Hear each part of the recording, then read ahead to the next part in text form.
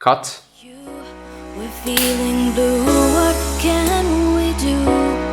Feel my love.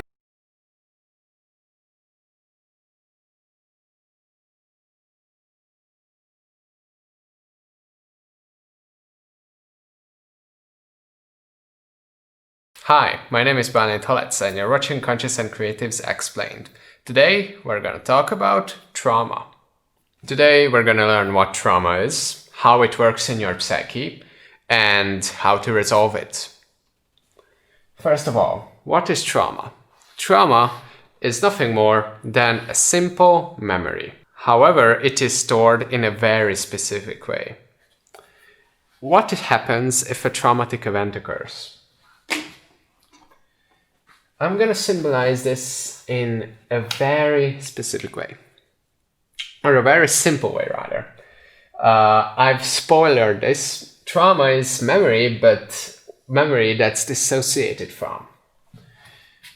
How does this look like? Let's say you're completely integratedly going about your business.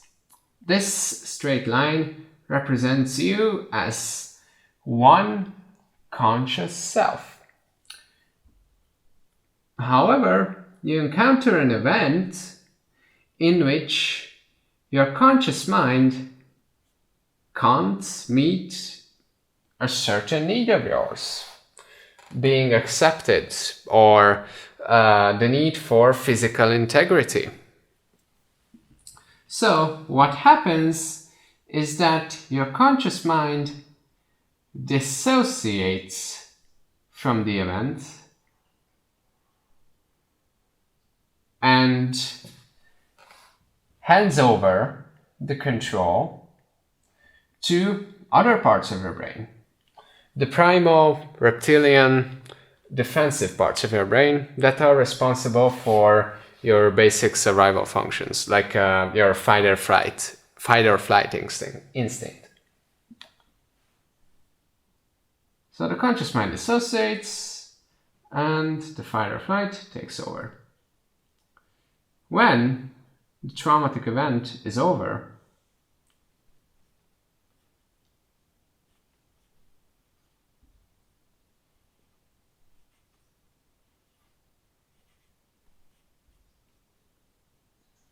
you return into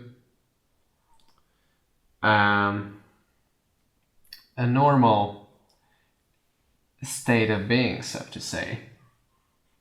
However, look, I didn't join the two lines here.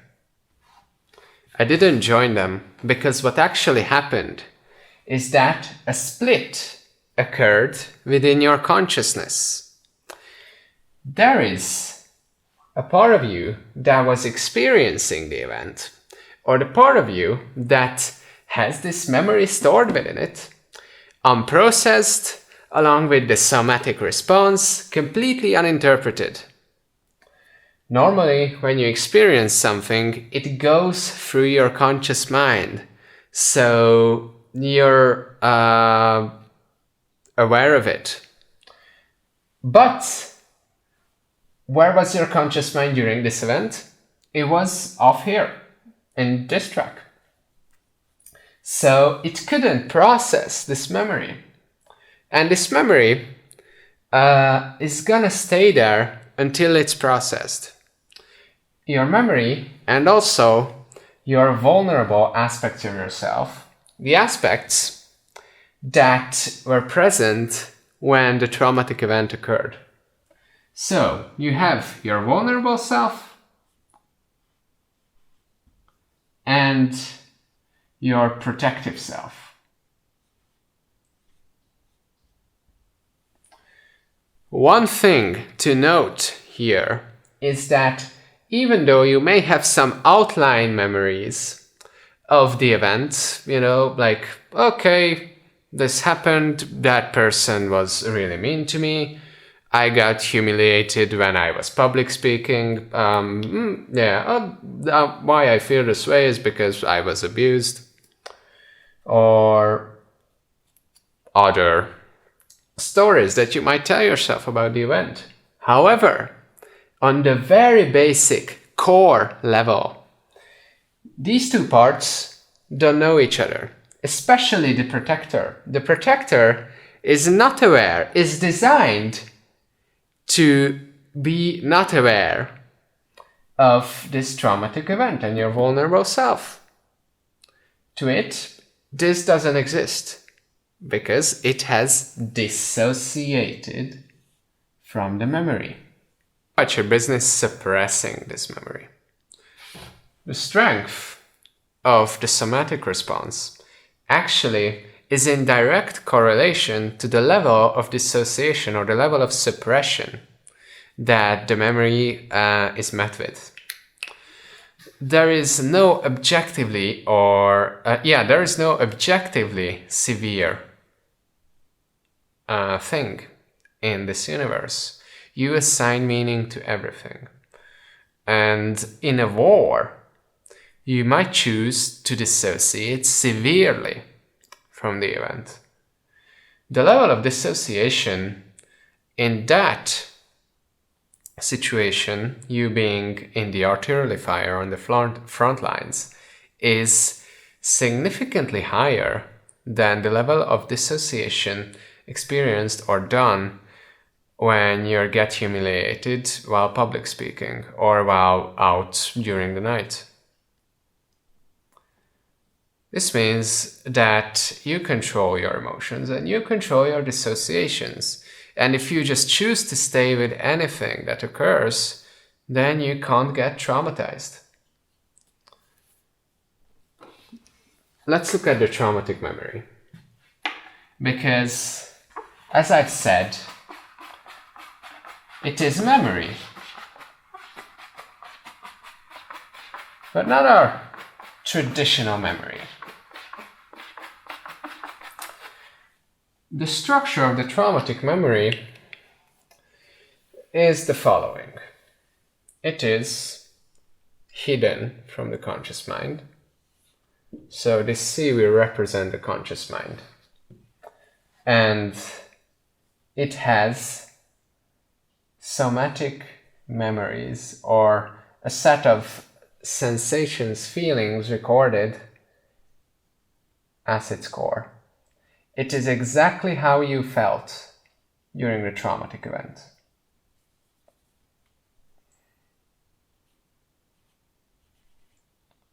Somatic memory for short. However, this is not the whole case. Most of the time, we are not just remembering emotions. However, your conscious mind mostly is only connected with the somatic response. This somatic response is triggered by fragments of the memory.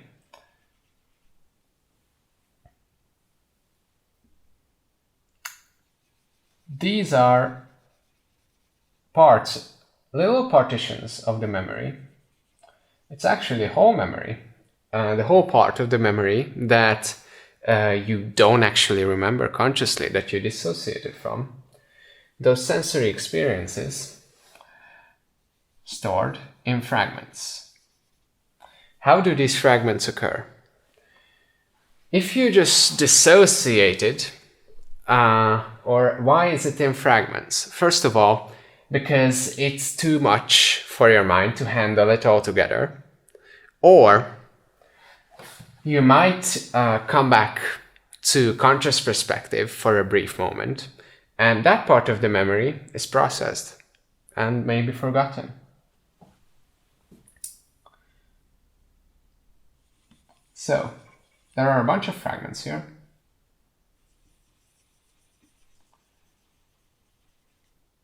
That actually are connected with each other, or that can actually associatively trigger each other, depending on the severity of the trigger.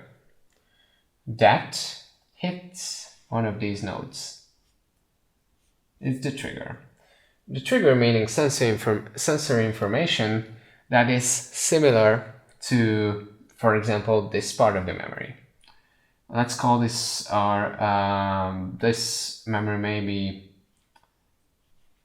the smell that you've experienced. There may be some other fragments, and I'll interconnect these all.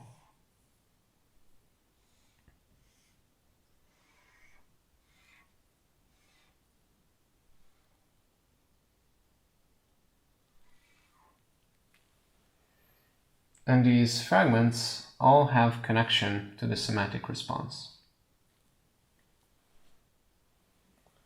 What is there as well is another thing that I'll choose to draw with red as well. It is, I draw this in a circle. Yeah, this cover emotion is actually the emotion where you get to make a chance, or you get to decide. Is the conscious, am I gonna trace back this cover emotion, this cover response that is coming to me? Am I gonna go and follow it? Or am I gonna dissociate? When you dissociate, again, you adaptively respond to the trauma. You take it as reality. Adaptive responses are called also coping mechanisms. These can vary. These are escape responses. And with these escape responses, you say to yourself that this trauma can't be resolved. This trauma cannot, this is real. And the more you say it, the more this adaptive response circuit will strengthen, the harder it will be to resolve it, to reintegrate this part of you and erase the boundary. Coping mechanisms vary from anger, rage, and deficiency cognition, which is basically naming things shit, bad, without considering it for itself. Or it can be medication, addictions, or even just daydreaming. How do we go about integrating this? How do we go about resolving our trauma? The answer is very simple. However, it is, at 16 minutes left, very hard. Simply, you stay with the response and you stare the devil in the fucking face. Instead of this adaptive response, let's discard this. You begin, let's pretend that this boundary still exists. You begin to break the boundary within conscious and unconscious. And you begin, this may be more than one attempt, by the way. So, you begin to break through here, you begin to break through there. It's like, as an illustration. And by breaking through, you follow the cover emotion into the somatic response and into these fragments. And you allow and validate everything. Remember, to your conscious mind, these things are not reality. So you have to bring them up and then say, yes, that happened. That was real. Denial is the most primitive psychological defense mechanism that we have. It is basically saying that that event didn't happen. This denial can be mild, like denying parts of the event or losing memory of parts of the event. But this can be also so severe that, for example, with ritual trauma victims and victims of child abuse who had a very skillful psychopath, or who were just not psychologically strong enough or didn't recognize that their situation was actually abusive, they may be completely oblivious to the situation consciously. For example, when I talked about the abuse that happened within my family with my brother, and I tried to bring it up, like, man, we were treated like fucking animals until we got to school and we could talk about it, or there was a possibility. Until that, that happened, and my brother was like, "What the fuck are you talking about?" Like, while he was getting triggered, of course. To lift the veil of denial, we go and experience all the fragments of the somatic response. We go feel, because what is within the core, what really needs to be integrated, is the emotional part of the memory. With the emotional part, with allowing and validating the emotional part and the sensory parts that come up, you start to become aware of these fragments. They usually come in little bursts. You get one fragment, you dissociate. You get another, whoa.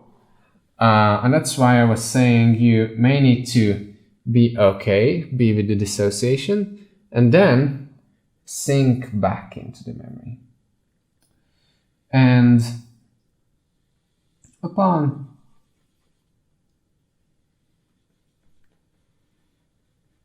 becoming aware of all the fragments,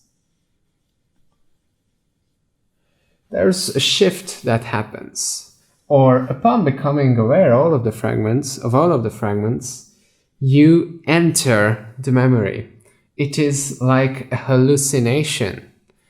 It is literally as if it was reality. Like, these traumatic memories can sometimes, these are your most vivid memories, because they're exactly recorded as they were. You enter the memory. And when you enter the memory, the thing that you do is nothing different. You stay within the memory and you wait for relief.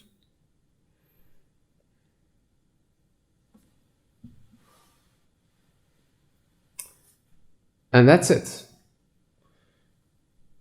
If you stay with this long enough, the emotional charge goes off.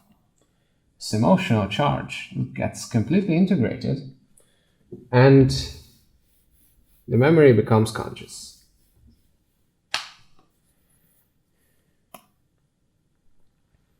If you don't judge it afterwards, then if it comes up, you're gonna have absolutely no response to it. Like, oh, yeah, that happened.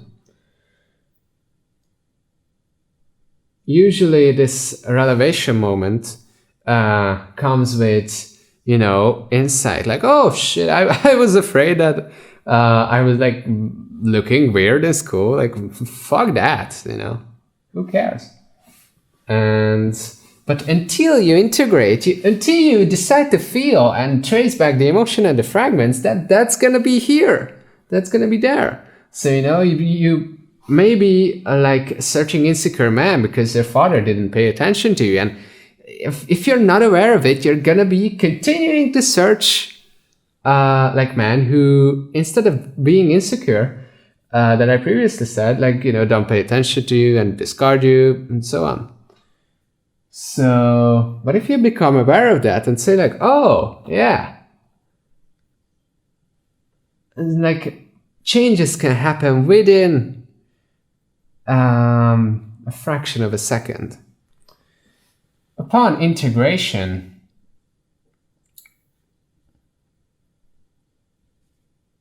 let's reverse this arrow. Upon integration, what happens is that you get relieved, and instead of apathy, like here, you get a shot of joy. Very, very crucial, because this emotion tells that you're now done with the resolution. You may go and check back if there are any fragments left, because if there, for example, I left this strain unintegrated, then parts or even the whole somatic response may be present. So you must be very thorough with this, very precise. What is important in resolution is that you stay, or that you feel. Learning how to feel your emotions is key, it's crucial. Check out the video of Teal Swan titled How to Feel Your Emotions. I've linked it in the description. So, that's it. Or is there anything more to this? Well, there are methods that are designed for trauma release and resolution. Let's cover a few. The first one is let's start with my actual favorite and my most recommended one. I'll just write short for CP and say its full name, completion process. A process designed by Teal Swan to release trauma. It bases basically the whole process is the steps that I described. You explore the trigger, and the trigger somatically, you allow and validate anything that comes. And then you say, or then you wait for relief in the traumatic memory. There are some more facets to this. If you're interested in it, this is an extremely powerful process because you can facilitate this yourself on the spot. You don't need no psychotherapy. You don't need to go, browse up 15 therapists and screen them if they're right for you. Spend a bunch of money. You can just go buy her book. I've included an affiliate link of it in the description. So if you decide to buy through it, I actually genuinely recommend this.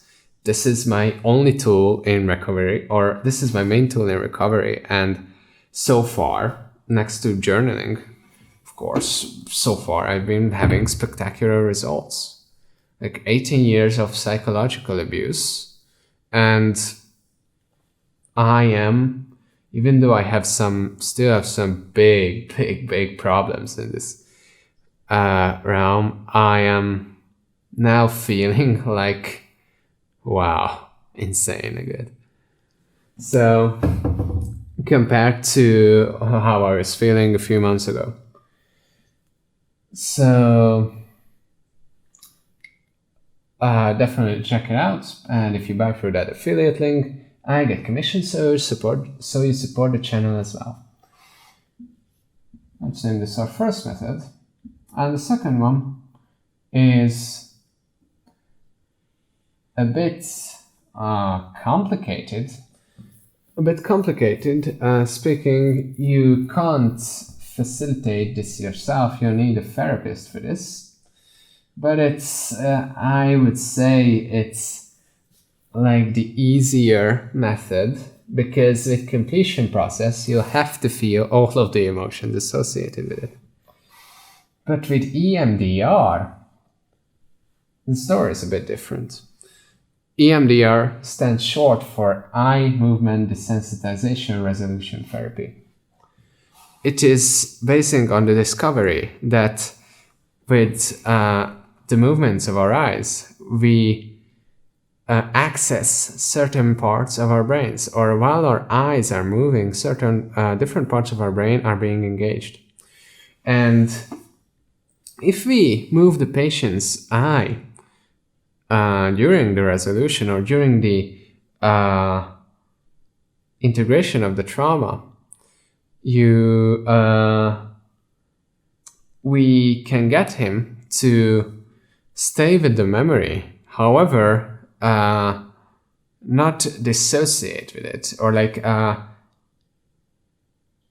not experience the somatic parts of it as much, or not dissociate because of the somatic parts of the memory.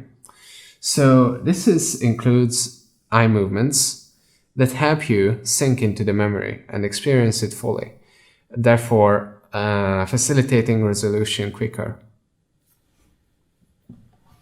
This involves hiring an EMDR trained certified therapist. Next to this, a variant of this is ART, which is accelerated resolution therapy. These both can help tremendously and accelerate your recovery next to completion process.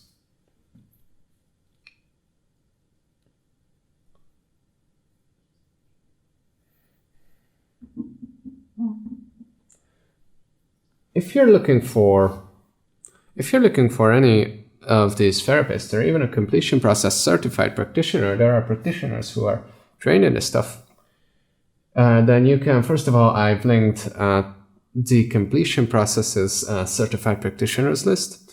And next to this, I've included another affiliate link to BetterHelp. This is an online coaching service which lists therapists, psychotherapists. I would say it's the Fiverr of mental health. You have a lot of therapists, and some are trained in these modalities. And what's insanely good, next to them being not so priced, like the therapists for sessions are pretty reasonably priced, honestly. Next to that, you get to talk to them almost whenever you want, because you're connecting online. You can schedule a call at whatever time you prefer, or you can even call the therapists real time when you're getting triggered, for example. If you're interested in using BetterHelp, then definitely check it out. I'm not getting too invasive here. So yeah, check them out. And if you decide to use their services, you support me as well. That's it for trauma. Just to recap, trauma is dissociated memory. It gets stored uninterpreted, and that uninterpreted memory buries below it your vulnerable self. Because your psyche gets split, gets fragmented. The memory leaves your vulnerable self isolated with it, and your protective self that is unaware of the memory even existing. When you get triggered, that memory gets recalled. And a cover emotion and parts of the somatic response emerge. There, you have a chance to either feel the emotion or dissociate from it, going to the adaptive response, once again reinforcing the avoidance cycle, making resolution even harder. However, if you are truly caring for yourself in your core, which are your emotions, then you go and feel that emotion. You stay with the somatic response. You allow and validate it. And any fragments that come up, you choose to feel. You allow everything. You sink into your body and observe. See what comes up. I'm actually having a relapse right now. You wait for the fragments to emerge from your subconscious. You validate them and you go until you fully enter the memory. In that memory, you wait for resolution, and if necessary, you can alter the memory. You wait for relief, actually. And after you've been relieved, you're back in integration. Beautiful things happen. Suddenly you start to feel happier. Your compulsions are gone. You don't feel the urge to smoke anymore, to escape anymore, to be a shy bitch. You become amazing. Because what the trauma holds is our treasure, our inherent light. And even though it may be hard, it may be fucking hard, it is worth it. Thank you for staying with me. If you've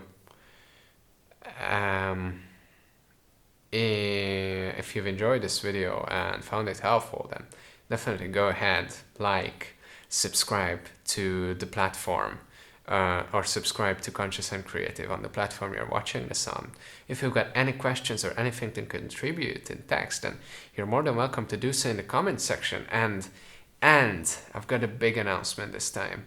I've finally launched it after working on this from May. It was too long of a time to be working on this, but it's out.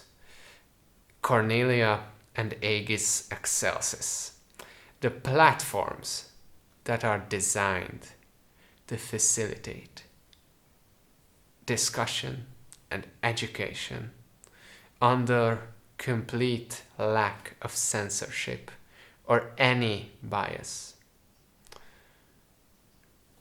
Sharing knowledge and insight towards an interdependent society that helps us towards progress towards an interdependent society and complete self-actualization.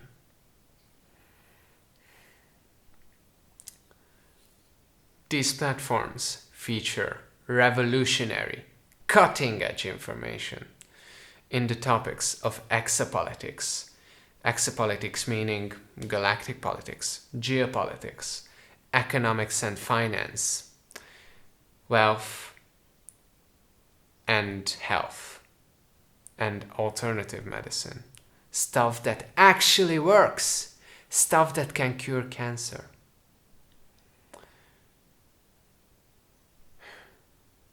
And spirituality, and topics related to consciousness, and also history. These are the themes that these video platforms cover. They are free to contribute for anyone who wants to be a master, who wants to teach his insights in these platforms. And they are free to watch for anybody wishing to educate him or herself. If you're interested in the works that I and Conscious&Creative does, then definitely head over to our home site and subscribe to our newsletter, where you get revolutionary updates and some insights and exclusive stories from me every single week. And if you wish to interact with the people who are on the same mission as you, who are willing to help, collaborate, share ideas and give honest feedback, then head over to our forum, which can be reached with the link I included in the description. Thank you and stay conscious. We'll meet the next time.